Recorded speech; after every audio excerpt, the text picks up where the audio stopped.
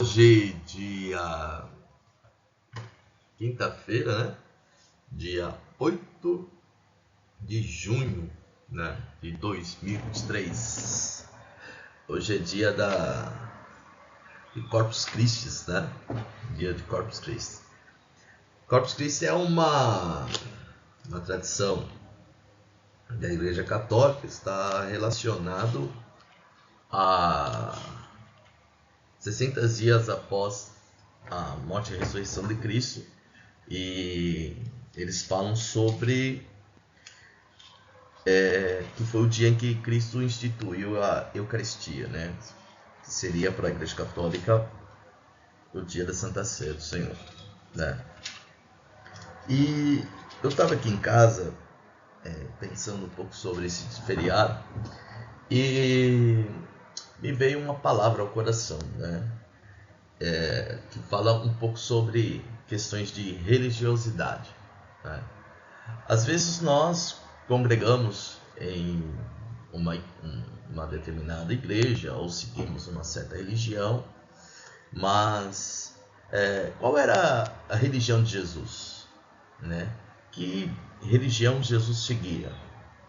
Jesus, ele era judeu, né? Ele seguia como religião o judaísmo.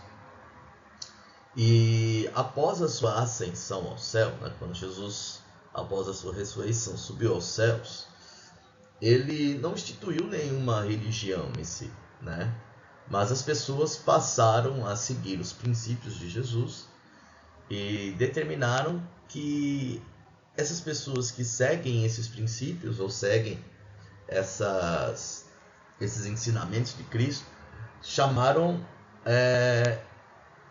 de cristianismo, né? Ou religião cristã, né? As pessoas que seguem a Jesus passaram a ser chamados de cristãos, né? E passou a ter o cristianismo como uma religião, né? Hoje é a maior religião do mundo, né? A segunda maior religião, né, é o islamismo, né? E aí seguem as outras demais religiões, né? Cada religião tem a sua filosofia, e se nós observarmos aquilo que tem de melhor em cada religião, cada filosofia que ela segue, muitas dessas filosofias são ótimas para se viver, né? Só que a religião, às vezes, ela é algo que divide a humanidade, né?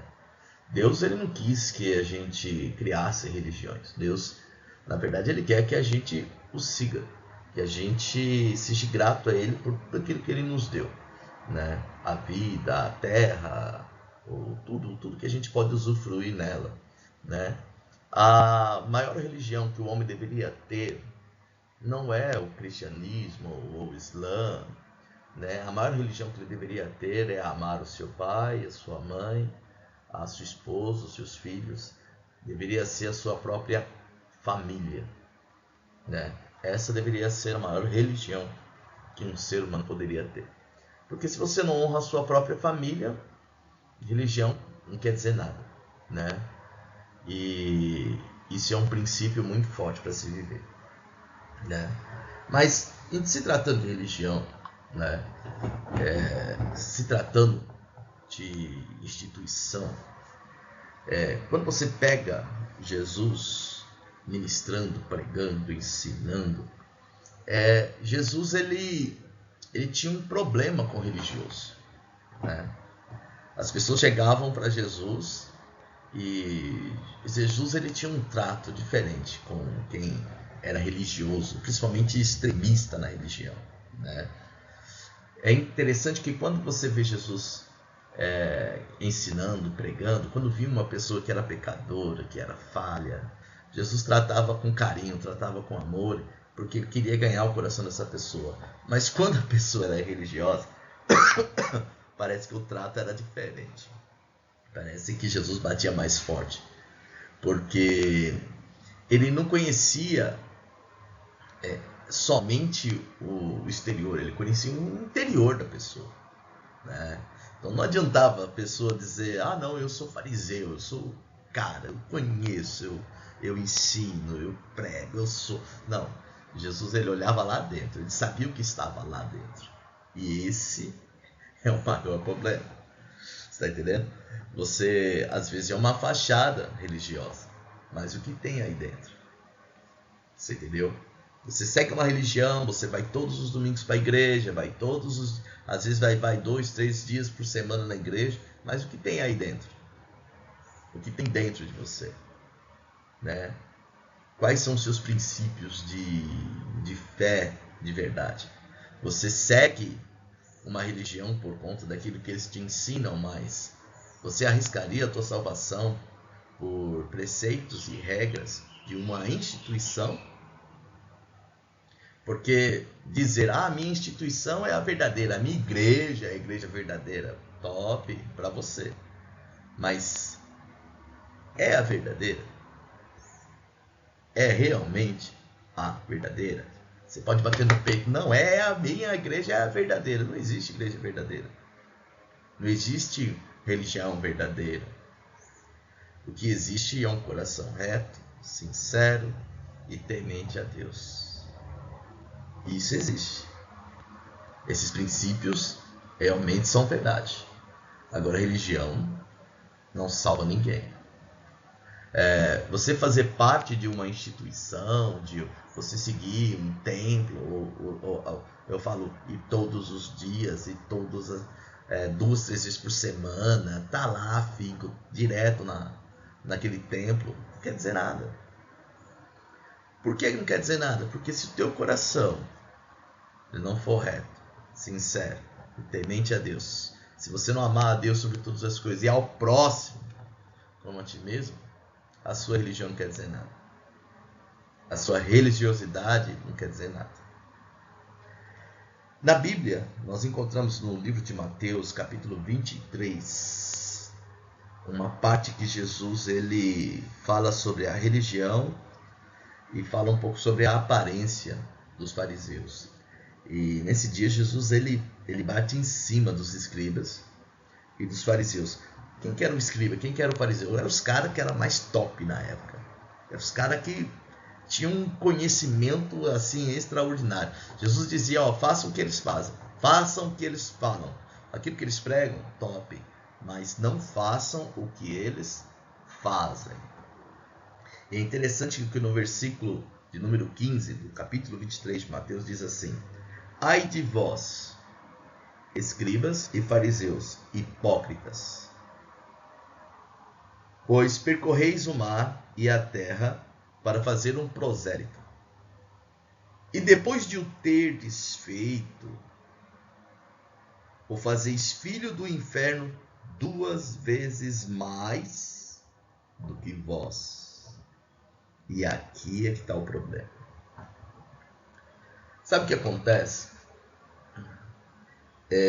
Hoje nós temos pessoas que estão aí pregando, estão em cima de altares, são pastores, são bispos, são apóstolos, criaram até alguns patriarcas, criaram vários tipos aí de nomenclaturas. Logo, logo você vai ver aí semideus, você vai ver de todos os tipos de coisas para poder exaltar o homem, ou o líder, ou a liderança. Né? É engraçado porque quando você vê Jesus vindo para ser batizado por João Batista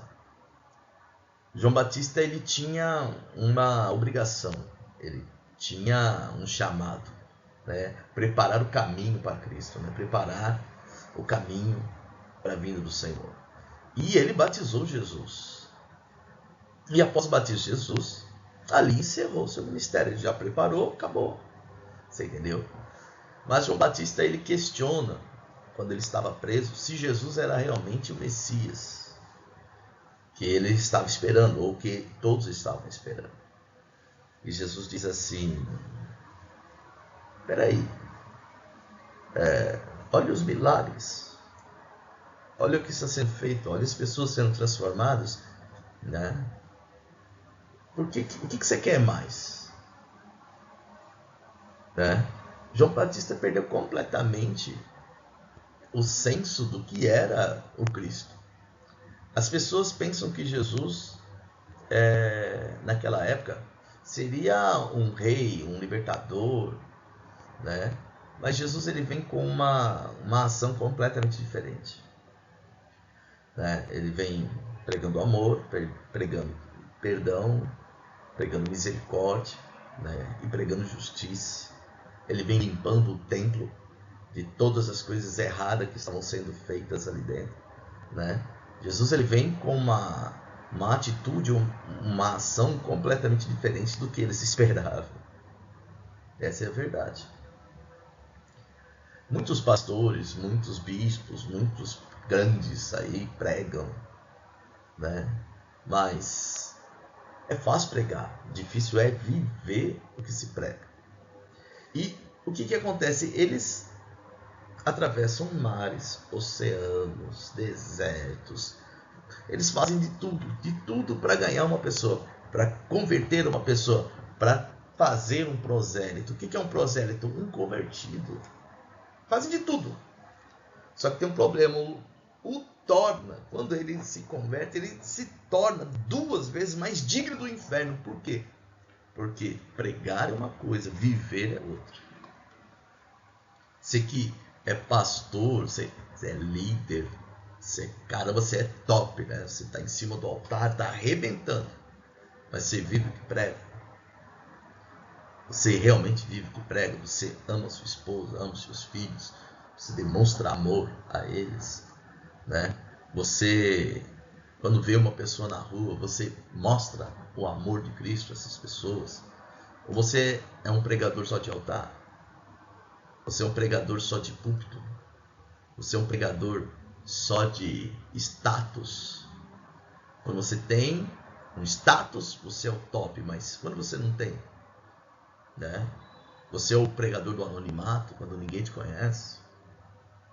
Às vezes eu vejo algumas pessoas ensinando e pregando aqui no Instagram, aqui no Facebook, pessoas simples que estão tentando alcançar vidas, e às vezes 1, 2 pessoas assistindo essas lives, mas eles, com toda a simplicidade que eles têm, eles pregam. Por quê? Porque eles querem alcançar vidas. Eles não querem criar uma nova religião. Eles querem alcançar corações, transformar corações, transformar mentalidades. E o que esses pastores hoje em dia fazem? Será que, se a gente voltasse o tempo, Martim Lutero concordaria com os padrões que a igreja evangélica vem tomando nos últimos dias? Será que a quantidade de sacrifícios e ofertas extraordinárias, essas campanhas grandes que eles fazem por aí, campanha disso, campanha daquilo, né? Não faça esse sacrifício e Deus vai te fazer isso. Será que a gente não está fugindo dos mesmos princípios que Lutero condenou, que são as indulgências? Será que a igreja evangélica não está partindo por um lado que foi duramente criticado por aquele que realizou a reforma protestante, né? Foram 90 teses de Lutero contra uma instituição, né? E uma instituição que ainda hoje, né, faz muitas coisas boas, né, para milhares de pessoas no mundo. Cada religião tem os seus defeitos, vamos falar assim, tem os seus problemas, mas também tem as suas qualidades. A Igreja Católica tem os seus defeitos, a religião do catolicismo tem os seus defeitos, né? Mas eles também têm uma filosofia extraordinária, ajudam milhares de pessoas. As Santa Casas no mundo ajudam milhares de pessoas, mas eles têm os defeitos deles. Tem coisas que não concordo com o catolicismo, mas também tem coisas que eu discordo categoricamente no Evangelho. Por quê? Porque eu vejo hoje igrejas que têm grande nome, como as Assembleias de Deus, por exemplo. Fugiu do princípio. Fugiu em muitas questões do princípio, né? Ninguém é dono de toda a verdade. A Assembleia de Deus não é dona de toda a verdade. A Igreja Batista não é dona de toda a verdade. A Igreja luterana, metodista, não são donos de toda a verdade. A Igreja presbiteriana, a Igreja adventista do sétimo dia, não existe donos da verdade. A Bíblia diz: e conhecereis a verdade. Quem é a verdade? Ele. Jesus é a verdade. Jesus é o caminho. Jesus é a vida. Ele não falou nessa religião, pá, está a verdade. Não, ele disse eu sou a verdade. E é isso que às vezes falta em muitos pastores, falar a verdade. Não é a tua religião, não é a tua instituição que traz ou transmite salvação. Quem transmite salvação é Cristo. Quem pagou o preço na cruz do Calvário foi Cristo. E quando você acha que detém a verdade, você só detém uma filosofia. Você só detém um conhecimento. Mas a Bíblia, ela abre precedentes para muitas coisas.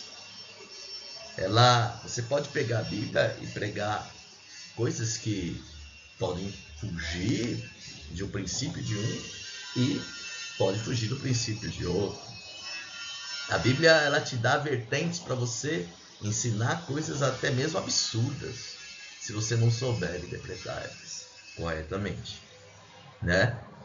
A Bíblia, ela deu precedentes para se instituir muitas religiões. Muitas religiões saíram daqui, né? Muitas instituições saíram daqui, da Bíblia Sagrada. Mas quem é que detém a verdade? Qual é a instituição verdadeira? Eu gosto muito dos usos e costumes das Assembleias de Deus. Para mim, de todas as instituições, é uma instituição que ela está mais próxima daquilo que eu acredito ser verdade.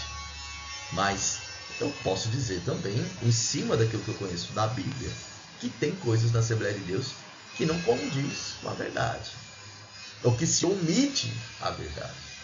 Mas para mim ainda é a melhor. Para mim ainda é a melhor. Eu não arrisco a minha salvação por nenhuma instituição. Eu não digo, essa instituição é verdade ou aquela é a verdade. Por quê? Porque se ela estiver errada, quantas pessoas eu vou decepcionar? Eu posso dizer o seguinte, aqui tem a verdade. Só que não arrisque a tua salvação nem por aquilo que eu estou pregando para você. Não arrisque a tua salvação nem por aquilo que eu estou lhe ensinando. Por quê? Porque ela é individual, você é único. A tua salvação é individual. Você tem a obrigação de conhecer Jesus. Você tem a obrigação de ter intimidade com o Espírito Santo. Você tem essa obrigação, né? Não é nenhum pastor, não é nenhum outro ser humano que vai te ensinar a ter intimidade ou viver o melhor de Deus. Eu tenho pessoas que eu admiro, eu tenho pessoas que eu gosto de ouvir. Mas ninguém fala mais do que o Espírito Santo. Ninguém ensina mais do que o Espírito Santo. Ninguém mostra melhor o caminho do que o Espírito Santo. Guarde isso. A religião, ela não vai te levar a lugar nenhum. Mas o seu coração em Cristo, esse sim vai te levar em algum lugar. Esse sim vai te dar tudo aquilo que você precisa, tudo aquilo que você necessita para ser salvo, para viver uma vida correta, íntegra, reta, para viver o melhor de Deus na face da terra. Tá bom? Então, não é a religião, não é a instituição, é o seu coração em Deus. Guarde isso.